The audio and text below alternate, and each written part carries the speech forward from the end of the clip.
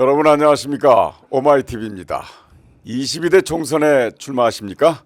그렇다면 당신의 얘기를 들려주십시오. 저희 오마이TV가 22대 총선을 앞두고 야심차게 기획한 프로젝트 나 누구? 나는 누구인가? 시즌2로 여러분께 인사드립니다. 저는 나 누구 시즌2 진행을 맡은 성경환입니다. 오마이TV의 나 누구는 내 지역에 출마한 후보가 누군가? 어떤 사람인가, 어떻게 살아왔고 또 앞으로 어떤 정치를 할 것인가를 후보 본인이 스스로 나와서 설명하는 그런 프로그램입니다. 오늘 이 시간에는 인천시 남동구 을 지역에 출마하는 더불어민주당의 경선 후보 이훈기님을 소개합니다.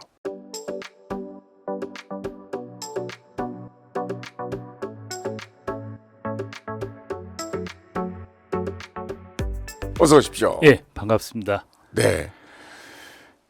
우리 먼저 유권자 여러분께 인사부터 드리십시오. 예, 전 이번 총선에 인천 남동을의 그 예비 후보로 등록한 이훈기입니다. 저는 지난 30년간 방송과 신문 기자로 일해 왔고요.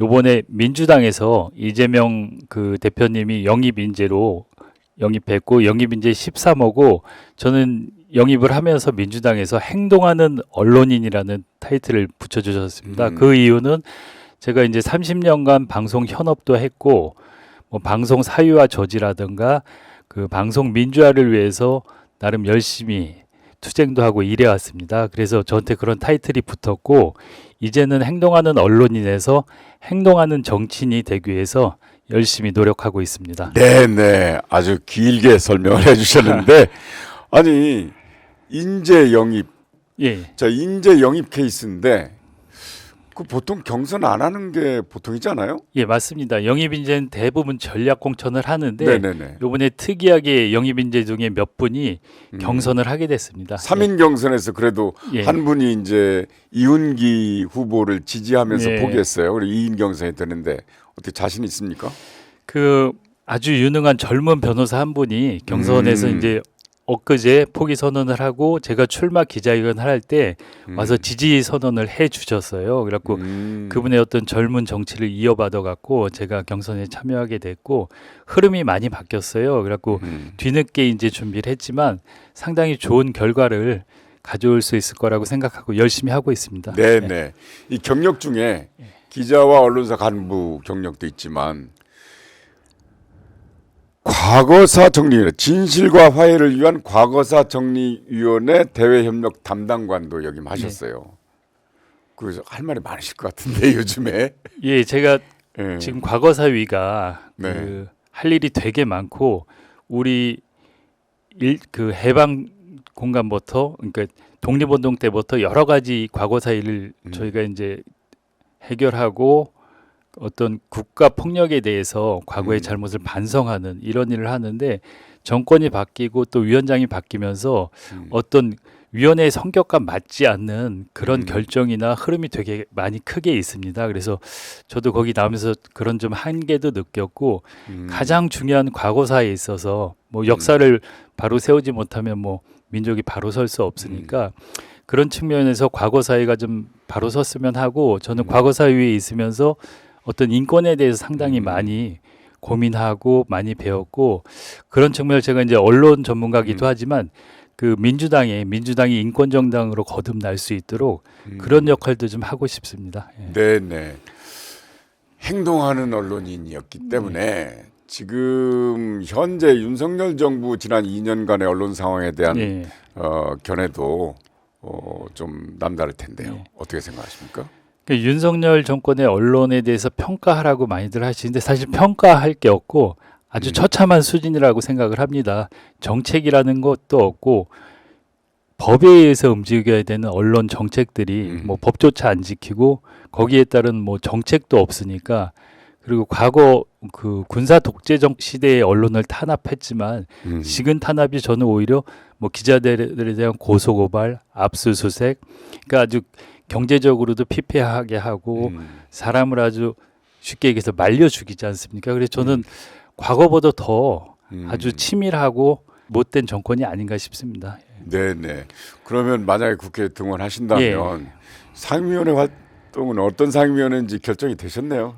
뭐 그거는 그 당에서 정할 거지만 일단 네네. 제가 전문성이 언론 쪽에 있으니까 과방위에 들어가서 어떤 정권의 언론 장악을 막고 언론 개혁을 하는데 역할을 하고 또 현업 일을 했으니까 좀 아주 구체적이고 좀 뭔가 바꿀 수 있는 실질적인 입법을 하는데 기여를 하고 싶습니다. 현재 방송통신위원회라든가 방송통신심의위원회 이 운영도 좀 그렇게 맞습니다.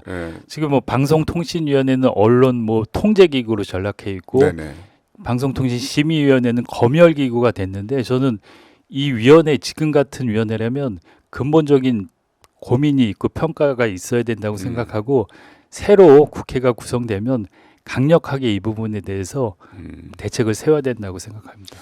이런 국가적 아젠다 말고 남동 을구 지역 현안에 대해서 그 남동을은 지역이 그 배드타운 같은데요.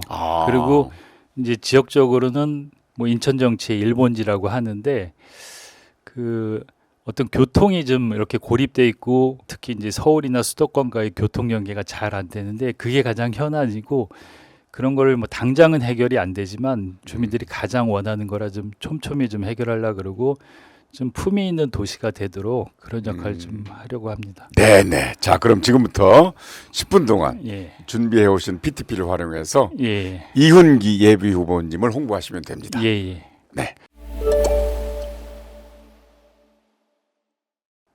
저는 그 이번에 인천 남동을의 국회의원 예비 후보로 등록한 이훈기입니다.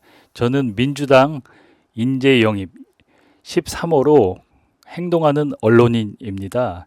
저는 지난 30년간 방송과 신문 기자로 현업에서 일을 해왔고요.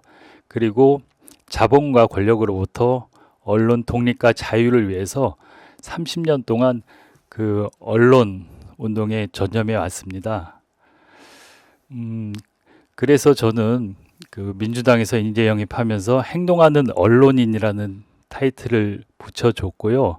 그 저를 어떻게 좀 소개할까 생각을 하다가 제가 30년간 기자 생활을 했으니까 기자 생활을 하면서 제가 나름대로 가장 기억에 남는 취재 한 3가지 정도를 좀 소개해 드릴까 합니다. 우선 제가 가장 기억에 남는 취재는 그 구럽도 핵폐기장입니다. 인천에 그 구럽도라는 섬이 있습니다. 보석 같은 섬이고 한국의 갈라파고스라고 하는 섬인데 거기에 정부가 90년대 중반에 핵폐기장을 만들려고 했는데 거기는 활성 단층, 그러니까 지진이 나면 그 집안이 갈라지는 활성 단층이 있어갖고 핵폐기장을 할 수 없는 장소였어요. 근데 정부에서 5개 부처가 담화를 내고 강행을 했고 하루는 첫날 경찰 병력과 페퍼포차를 싣고 그 구럽도의 모섬인 덕적도로 배가 들어왔는데 그 주민들이 어땠겠습니까? 주민들은 그 배를 보고 와, 배에다 탱크를 싣고 우리를 죽이러 들어온다. 이렇게 그 정도로 고립돼 있는 주민들이 있는 섬에 핵폐기장을 강행을 했어요. 그리고 정부에서는 공권력과 돈을 투입하고 언론도 광고와 어떤 데스크의 압박을 통해서 거의 기사를 못 나가게 했어요. 근데 그때 제가 지역 신문사 기자였는데 계속해서 기사를 쓰면은 데스크에서 맞고 편집국장이 맞고 계속 기사가 안 나갔어요. 안 나가도 또 쓰고 어느 날은 반핵은 반정부인가라는 기자의 눈을 썼는데 며칠째 또 안 나갔어요. 그래서 제가 데스크 앞에서 원고지를 찢어버리고 나가버렸어요. 출근 안 하겠다고. 근데 그 다음날 주민들 생각이 나서 또 출근을 했어요. 그래서 또 기사를 쓰고 결국은 편집국장 데스크 다 포기하고 저는 1년 동안 그 취재만 했어요. 그래서 대한민국에서 가장 많은 기사를 썼고 나중에 핵폐기장이 1년 만에 철회가 됐어요. 활성단층 문제로. 그리고 주민들이 환영잔치를 섬에서 하는데 기자 중에 유일하게 그 섬에 저밖에 들어갈 수 없었어요. 다른 기자들은 주민들이 신뢰할 수 없어서 못 들어갔고 그래서 제 기억에 가장 남는 취재고 보석 같은 섬 구럽도를 지켜내고 주민들의 생존권을 지켜내서 가장 기억에 남는 취재고 또 하나는 캄보디아 훈할몬이라고 계세요. 그 종군 위안부로 끌려갔다가 캄보디아에서 55년간 계셨던 분인데 그분이 캄보디아에서 연락이 왔어요. 한국에 와서 가족도 찾고 고향을 찾고 싶다고. 그 전에 한국 언론에 대서특필이 됐었는데 그 후에 아무도 훈할머니를 챙기지 않았어요. 그래서 제가 캄보디아로 가서 훈할머니를 초청해서 모셔왔고 훈할머니 고향을 찾아드리고 가족을 상봉하게 해드렸는데 그럼으로 해서 한국 사회에서 종군 위안부 문제가 이슈가 되고 사회적 관심을 갖는 계기가 됐어요. 그래서 제가 기자 생활하면서 상당히 가슴으로 취재했고 기억에 남는 취재였어요.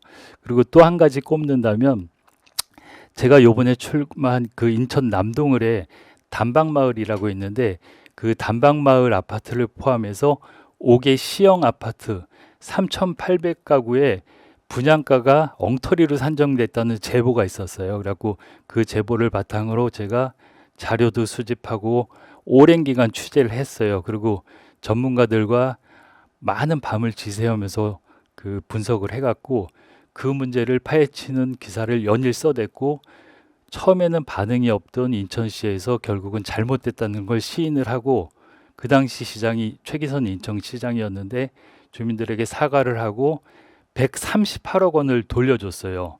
그러니까 거의 30년 전에 138억이면 지금으로 치면 수천억 아니 수조 원이 될 수도 있을 거예요. 그리고 아까 얘기한 제가 출마하는 인천 단방마을도 한 40억 정도를 돌려줬거든요.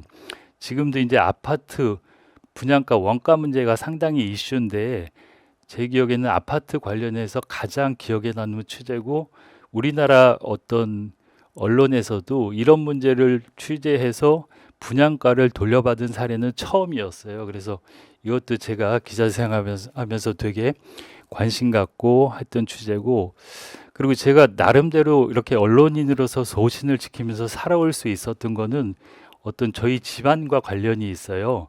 저기 보시면 뭐 융통성 없는 집안이라고 돼 있는데 저희 할아버지는 1945년 해방 직후에 최초의 지역 일간지인 대중일보를 창간하셨어요. 그래서 20년간 지역 언론을 지켰고 그리고 3.15 부정선거 때는 지역 신문이지만 전 지면을 3.15 부정선거로 덮었어요. 그래갖고 상당히 고초를 겪으셨고 저희 아버지는 대중일보부터 지역에서 26년간 언론인 생활을 하셨는데 1973년 유신 때 언론 통폐합 때 강제 해직당하셨어요.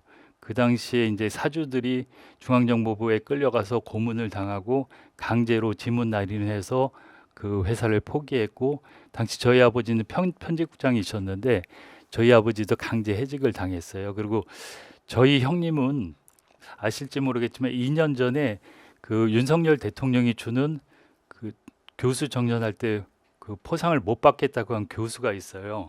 그 조선충독부에서 주는 것 같다고 동국대 이철기 교수인데 그게 저희 형님이에요. 그리고 이제 저희 어머니는 6.25 때 여중 5학년인데 6.25에 참전한 참전용사고 국가 유공자예요. 그리고 저희 집안이 이런 어떤 그 반골 DNA가 있어갖고 제가 기자 생활을 하면서 나름대로 소신을 지키고 그 언론 운동도 좀 열심히 할 수 있지 않았나 생각을 합니다. 그리고 제가 언론인 생활하면서 또 그 언론 운동을 하면서 저기 보시면 ITV 방송 장악 이게 있는데 그 선거에 당시 ITV 회장이 방송을 사유화해서 선거 캠프하려는 문건을 발견해서 자사 메인 뉴스에 그것을 고발을 했어요. 1분 54초 리포트를 내보냈는데 이거는 한국 언론사상 초유의 일이고 아직도 살아있는 권력인 자사 회장을 누가 저렇게 할 수 있을까 생각하면 요즘 기레기 욕을 먹는 언론인들이 좀 한번 돌아봤으면 해요. 그리고 제가 OBS를 만드는 과정에서도 3년간 그 풍찬 노숙을 하면서 많은 고생을 했는데 뭐 시간이 짧아서 많이 소개는 못 하겠고 제가 민주당에 이제 경선 후보로 나왔어요. 남동을에 아까 말씀하신 것처럼 그 영입 인재들은 경선을 안 하는데 당을 위해서 선당후사 차원에서 경선을 하게 됐어요. 그래서 뒤늦게 뛰어들어서 쉬운 경선은 아니기 때문에 그 국민분들이 많이 좀 도와주셨으면 좋겠고 다행히 엊그제 저 3인 경선이었는데 아주 유능한 배태준 변호사가 저한테 힘을 몰아주시고 사퇴하셨어요. 그래서 2인 경선이 됐는데 그 대표님이 영입한 영입인재고 저는 일단 전문성은 언론 개혁을 위해서 왔지만 제가 저희 집안이 인천에 한 500년 살았습니다. 그래서 인천의 연고성도 있고 인천에 대한 애정이 남다르고 제가 출마하는 남동을에도 제가 아파트를 처음으로 분양받아서 한 17년째 살고 있고 저희 아내는 초중고를 남동을에서 다 나왔어요. 그 두 딸도 초등학교와 고등학교를 거기서 나왔고 그래서 지역에 대해서 누구보다 잘 알고 아까 말씀드렸지만 남동이 되게 살기 좋은 곳이에요. 인천 남동을이.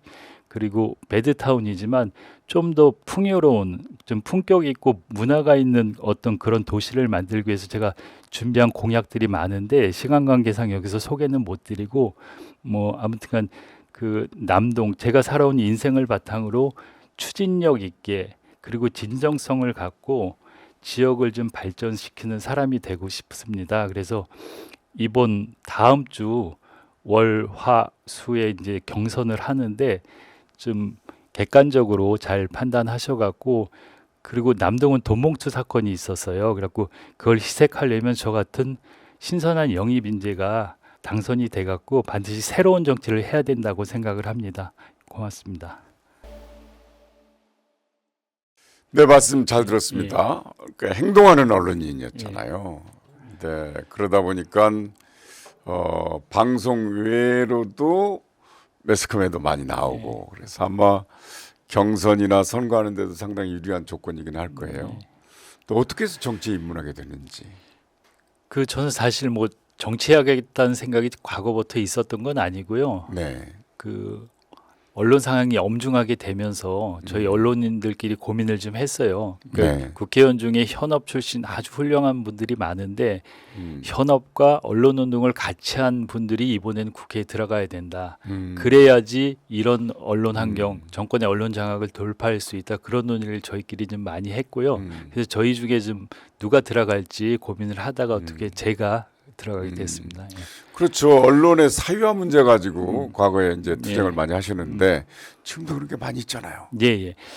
저는 이제 민영 방송에 오래 있어갖고 방송 사유화의 폐해를 누구보다 피부로 아주 뼈저리게 느꼈는데 ITV 시절에 아까 말씀드린 회장이 이제 방송을 선거 캠프 하려는 게 있었고 그때 대주주는 경총 회장이었는데 방송을 지렛대로 막대한 부를 창출하려 했어요. 그래서 저희가 이제 거기 그 거부한 투쟁을 했고 그 과정에서 방송사 제어가가 있었는데 저런 대주주하고는 방송을 못 하겠다 그래서 저희 스스로도 실업자가 되는 거에 동의를 했어요. 그래서 수백 명이 3년간 뭐 세차 일도 하고 뭐 급식 배달도 하고 그리고 이제 저희 퇴직금의 20%를 내 갖고 새 방송을 만드는 일을 준비하고 그래서 어렵게 3년 동안 준비해서 만든 게 저희가 만든 OBS였어요. 그렇죠. 예, 예, 네. 예. 제가 그 역사를 좀 알고는 예, 있습니다. 예, 예. 네. 자, 이제 의원이 되시면 본격적으로 그걸 사유화를 막는 제도를 만들겠다는 것 아닙니까? 이제 예, 예. 입법을 통해서. 네. 그래서 국민에게 그런 제대로 된 방송을 돌려줬으면 좋겠다는 희망을 가져보고요. 자, 정치에 이렇게 입문한다고 했을 때 가족들이 전부 다 오케이 하지는 않았을 거예요. 누가 봐도 그렇습니다, 이거. 처음에 상당히 반대를 많이 했고요. 네. 그리고 제 아내도 며칠 잠을 못 잤어요. 그리고 요즘 정치하면 가족들이 제약이 많지 않습니까? 네네. 제약도 많고 생활하는 데도 불편하고 그리고 정치라는 게 쉬운 일도 아니고 그 선의를 갖고 하지만 주변에서 아직 정치에 대한 인식이나 그런 게 안 좋기 때문에 고민을 많이 했는데 이제 결정을 하고는 그리고 또 영입 인재가 돼갖고 그러니까. 그 다들 기뻐하시고 그 많이들 도와주고 계십니다. 아, 이제 적극적인 예. 도움을 받는다 예, 이런 예. 말씀이죠. 근데 인천시 남동구 을 지역이란 말이죠. 네, 예, 맞습니다. 왜 여기를 선택하셨습니까? 그 저는 저희 집안이 인천에 500년 살았어요. 인천에 아. 몇 안 되는 그 토박이 집안이고요. 그리고 제가 지금 남동을에는 그 아파트를 분양받아서 산 지가 한 17, 18년 됐습니다. 그리고 공교롭게도 요번에 보니까 저희 아내가 초, 중, 고등학교를 남동을 해서 다 나왔어요. 그러기가 쉽지가 않은데 그리고 동이 남동 가불이 몇 번 왔다 갔다 했거든요. 근데 그렇게 됐고 저희 딸 둘인데 딸들도 초등학교, 고등학교를 거기서 나오고 제가 거기서 뭐 직장이 거기는 아니었지만 뭐 터전이 있고 누구보다 뭐 동네 구석구석을 잘 알고 예예 그렇습니다. 선거하는데 상당히 유리하겠네요. 예예 요번에도 이제 그 경선을 하니까 그 아는 지인들 통해서 하니까 이렇게 또 여러분들이 이렇게 연결되고 도움받을 분들이 많이 나오고 있습니다. 이제 어떤 정권이나 중간에 총선이 있으면 그 정권에 대한 중간 평가를 하잖아요. 총선의 성격이 보통 그런데 윤석열 정부 2년에 대한 야권의 목표는 심판입니다. 그런데 이훈기 후보님께서는 뭐 저는 다른 분야보다 언론 분야에서 너무 절실하게 정권이 얼마나 포악하게 했는지를 알기 때문에 뭐 당연히 똑같이 생각을 하고 제가 지난 한 달 동안 영입 인재들이 전국 투어 콘서트를 했어요. 그러면서 전국을 돌았는데 민심은 폭발적으로 정권 교체에 있습니다. 그래서 더 절실히 그걸 느꼈기 때문에 제가 그 민심을 받아갖고 이번 총선에서 반드시 승리하겠다고 말씀드릴 수 있고 그리고 남동을도 보니까 남동을이 야세가 원래 강한 지역이에요. 지난 총선에서 민주당이 17%포인트나 이긴 지역이에요. 그래갖고 그 정권 심판에 대한 열기나 갈망이 어디보다 높은 지역이에요. 그래서 어떤 지역민들의 마음을 잘 모아갖고 이번 총선 잘 준비를 하도록 하겠습니다. 네, 말씀 잘 들었습니다. 네, 이 시간에는 인천 남동구 을지역에 출마하는 더불어민주당의 예비후보 이훈기님을 만나봤습니다. 감사합니다. 예, 감사합니다. 네, 오마이TV 총선기획 나 누구는 22대 국회의원 총선에 출마를 희망하는 대한민국 국민이면 누구나 다 참여할 수 있습니다. 출연을 원하신다면 지금 화면 하단의 자막으로 소개되는 메일 omainanugu@naver.com으로 연락을 주시면 신청이 가능합니다. 자, 여러분 22대 총선에 출마하시겠습니까? 그렇다면 당신의 얘기를 들려주십시오. 오마이TV의 대국민 출마 선언 프로젝트 나 누구는 총선까지 계속됩니다. 여러분 감사합니다.